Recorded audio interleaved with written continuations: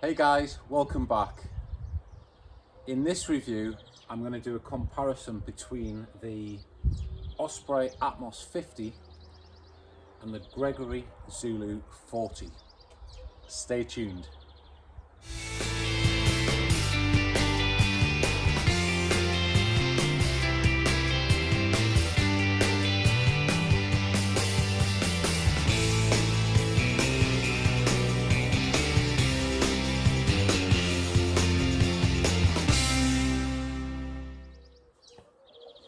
So guys, if you watched my previous video, which was comparing the Gregory Zulu 40 to the Osprey Kestrel 38, you'll have gathered that between last year and now, I've had a heap of backpacks.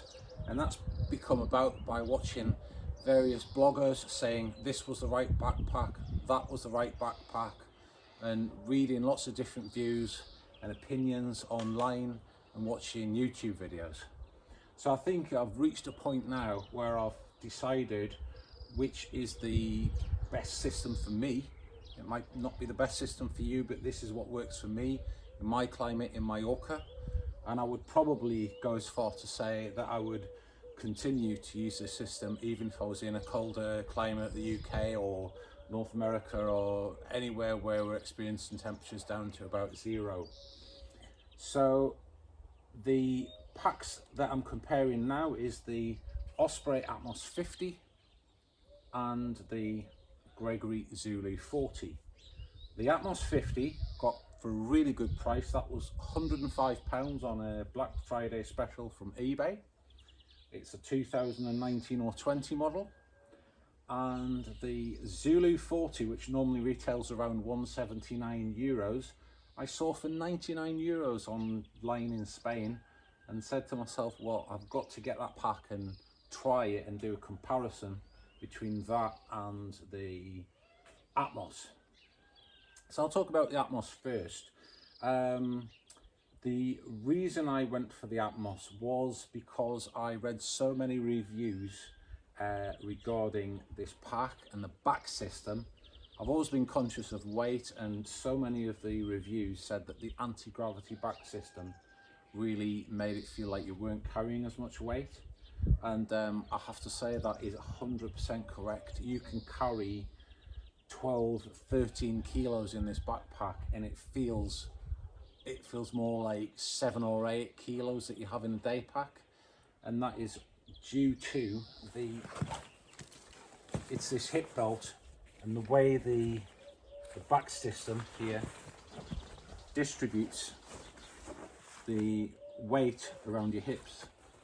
Now, a lot of people say this hip belt is very hard to get on.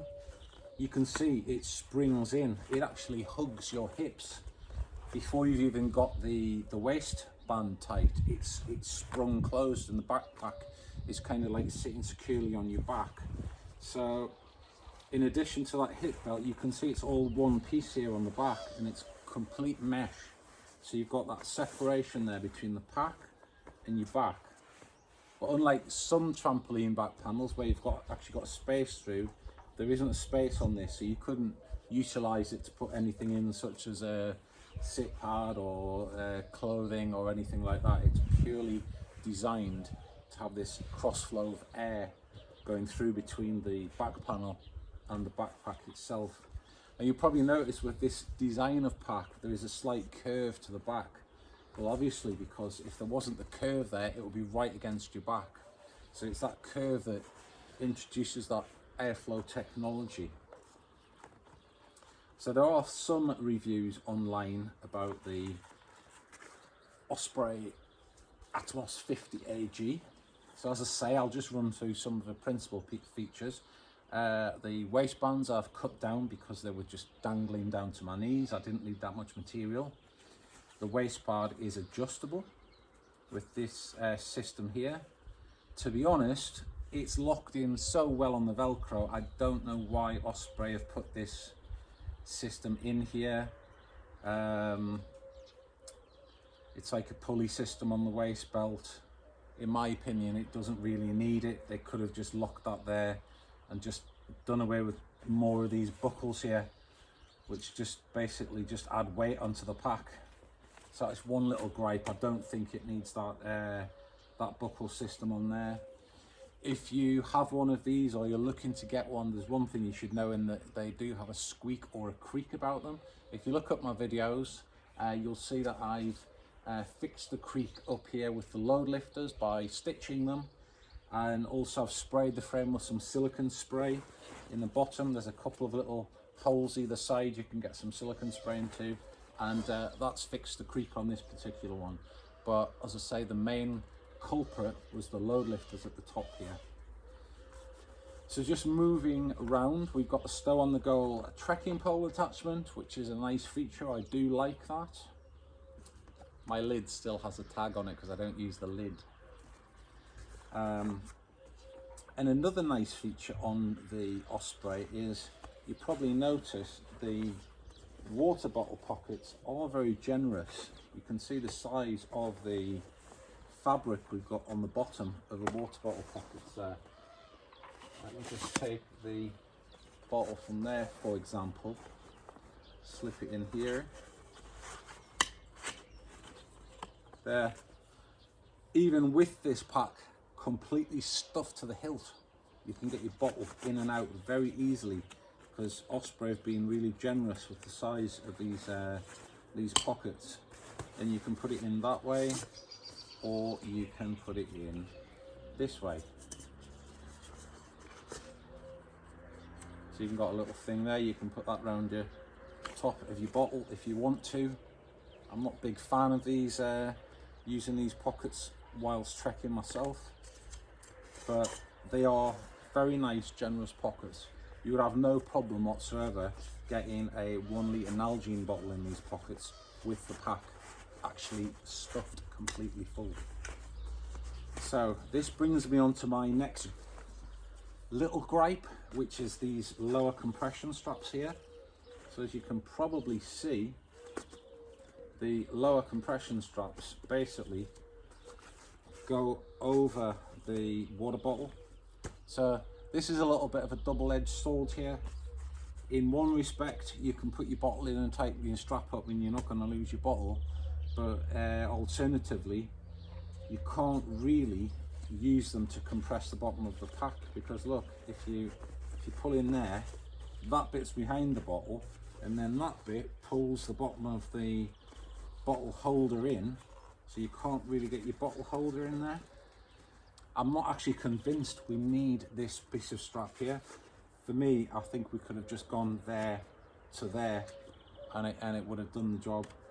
I did look about modifying it, but to be honest, it's a little bit of a pernickety thing about this compression strap, and I normally would have the lower compartment filled with my sleeping bag or jacket or whatever anyway, so I tend to not really use these lower compression straps. But why the hell I put them on in yellow, I don't know. It's just like, why didn't they just make it all the same? So that's one little gripe I do have about the bag. Secondly, it's got sleeping bag or sleeping pad straps. I don't really need a sleeping pad or tie anything on the outside of the pack, so for me personally, they're just a little bit of a pain, because every time I want to be in the bottom, I have to undo these clips and then do the clips back up, and we've got all this crap dangling. The zip on the bottom of the pack is very, very good quality zip there, and I've just got, for demonstration purposes, a thermarest mat in there, but it's a good size sleeping bag compartment with a divider.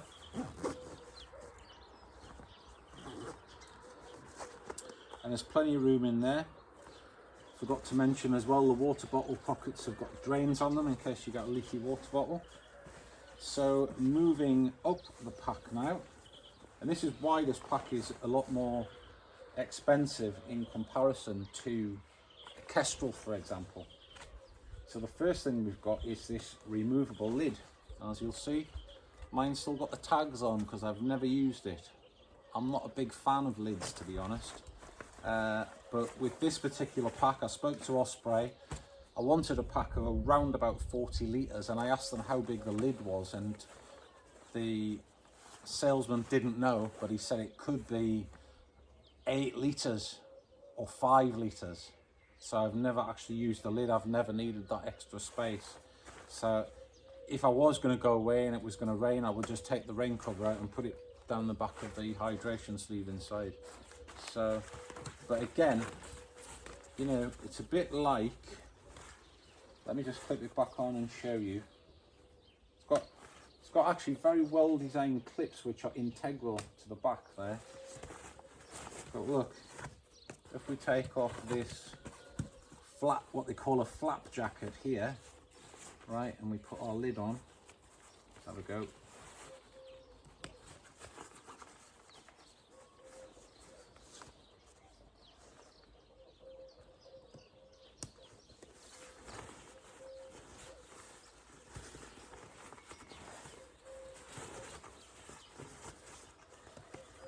It's like,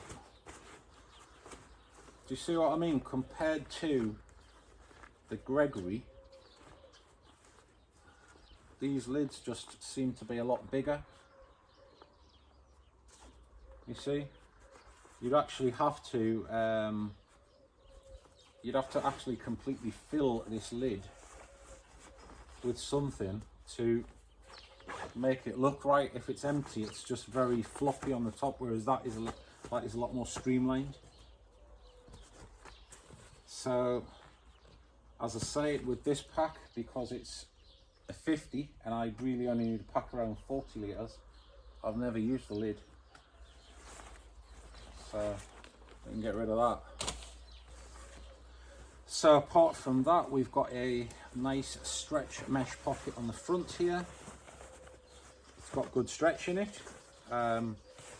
It's not completely stretched like that one. It's got this harder wearing panel down the middle, but yeah, I would say the capacity is probably comparable to that one. But things that like add to the weight on this pack is that piece of fabric there, you know, covering this lid strap. I mean, it's a nice feature. It streamlines the pack, it finishes it well, but all these little features just add up to the weight. This pack without the lid, without the rain cover, is 1,790 grams compared to 1,330 on the Zulu 40. Effectively, that's the weight of my Helinox chair, which gives me a little bit of comfort. So that's one thing. It's got a little bit of webbing on it there. Another very nice feature, but again, something I doubt I would ever use. It's got 2 ice axe holders, and it's got the bungees for them in these 2 lovely little pockets here. But again, I just think it's adding more weight to the pack. They should have really streamed all this down, because how many people are going to use ice axes in reality? I ain't never used one. So we've got obviously the straps here. In comparison with the Gregory, there aren't anything to secure the excess of straps, which is very common with Osprey, but there are 2 loops here where you can go through there. You can go through them, I think. Put your top lid on there and there, so if you want to, you can secure your excess strap through those loops. But I just think, to be honest, the angle which it pulls the strap isn't right, so I'm not sure those loops are actually for that, because you'll probably see in a second when I take the straps out of those loops. Look, the angle isn't even in line with those 2 loop points, so I'm not really sure what they're for. When the pack arrived in the cellophane, the straps were through them, but it doesn't work too well with the flap jacket. So moving on, it's got a hydration sleeve. It's got a little port on the back there to pass the water bladder through. Now this is my other gripe with this pack. I love this pack to bits. It's so comfortable, but it's just got so many little itty bitty design things with it. So for example, look, I've got it packed with a sleeping bag just to pack it out there.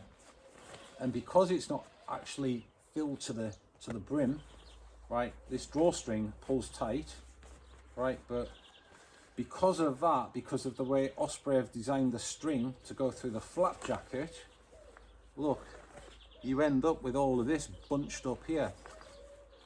You see, what they should have really done was they should have sewn the string either side of there, or put something in there, so when you tighten it and you pull your flap jacket down, your flap jacket then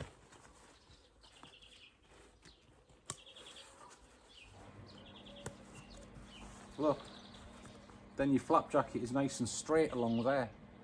Am I being too pernickety with all this? I don't think so. It's just the way I am. I just like nice finishes on things. I don't think it's too pernickety, but that's basically what you end up with. If that's slack, you end up with a nice line along there, opposed to, I'll demonstrate once more, pull that tight like that. So you see then when you pull your flap jacket over,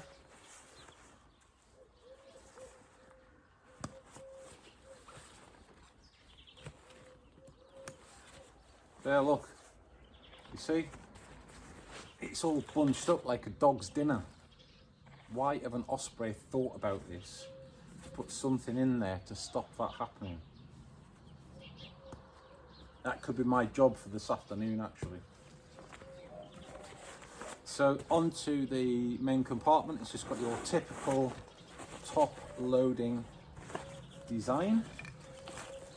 I'll just take out the sleeping bag that I've just stuffed the bag with for demonstration purposes.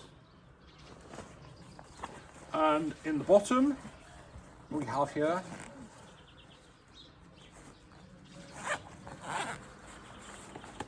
an old thermarest, again just filling the sleeping bag compartment for demonstration purposes.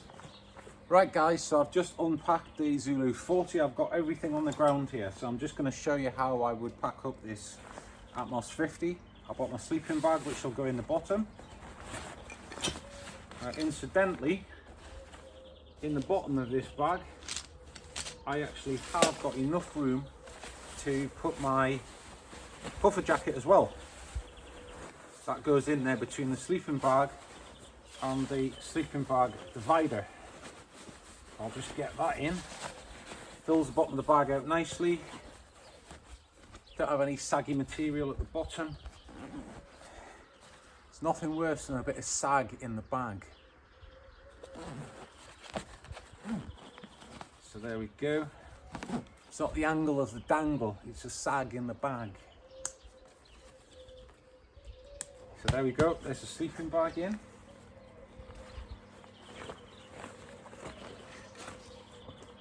Okay, got my temp holes, which I'll pop down this side. They go down there to the bottom. Tent down the middle. Chair down the side. I've got my sleep mat there. In this case, I'll pop the clothes in first, down to the bottom there. Then got my food. My electronics. And my cook kit at the top.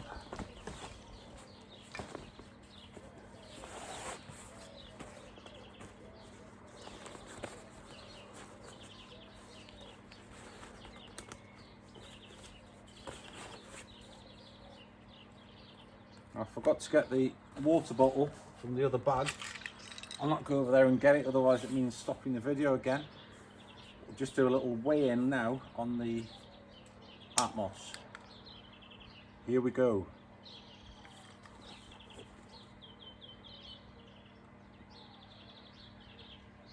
$8,400. So that corresponds, as the Atmos 50 is approximately 1,780 grams, and I think the Kestrel is about 1,650. So that more or less balances up. So there you can see the Atmos 50 without the brain on, the capacity is very similar to the Zulu 40. I've got everything in there. I've probably got, to be fair, I've probably got a little bit more room in this main compartment here compared to the Zulu, but it's negligible.